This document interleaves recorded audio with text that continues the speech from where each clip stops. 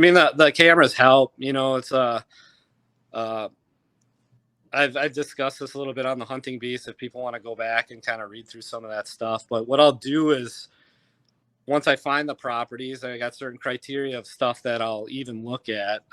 Basically, what I'm looking for, if people are trying to increase their odds of big deer, I'm looking at plot maps, and I'm trying to find either public access or private access that butts up to bigger farms. So I'm looking for big tracts like 400, 600 acres, something like that. And if I can get in close to that or even more, if you can find it, your 1,000, 2,000 acre tracts, if you can find that stuff, you just know that the likelihood of having enough guys to kill all the bucks on 1,000 acre tract of land in Wisconsin that's got timber and crops and all that is probably not very good. So then you can get that upper age class of deer.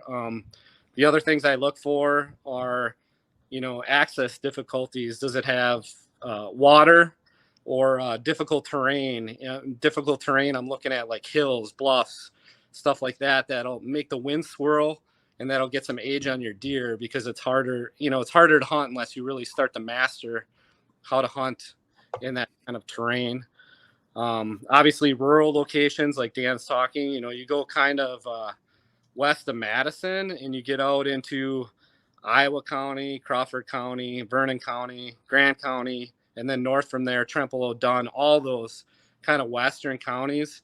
The farms tend to be bigger, and the people are less than in and around the cities. So those are kind of some keys just to find, older age class bucks. You need those bucks to get to three, at least three, better off if they get to 4, 5, and 6, so they can really start putting some headgear on.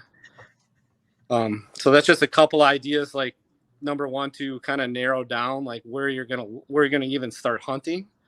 And then after that, what I'll do is I'll take a walk of the property, and then I typically deploy some trail cameras. And I usually got a handful of bucks already picked out this year. Like I know of 4 or 5 animals that I know that are, trophy class, 4 or 5 years old, maybe older than that I'm going to chase. And then these cameras, I just let soak and gather intel for years that are coming.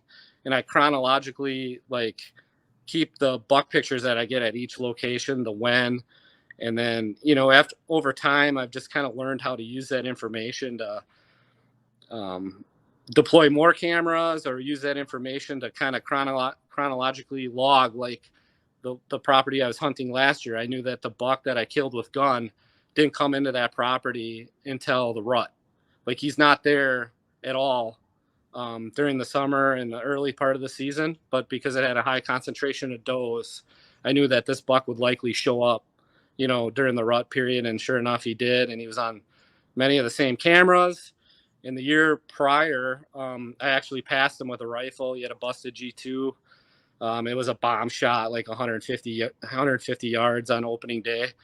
And it was almost a year to the date. I just slid my lone wolf down the ridge side a little bit lower.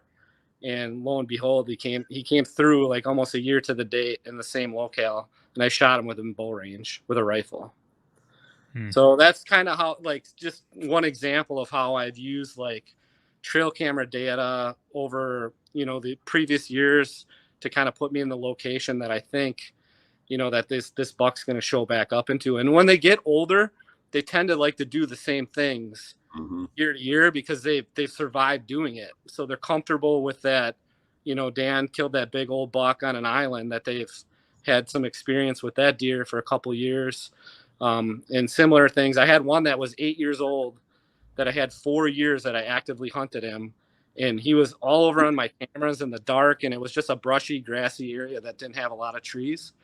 And I ended up killing him in that same area. But it took me that many years and many, many tries until I finally got him in front of me. So just some examples of using year-to-year data to kind of put you in the right location at the right time.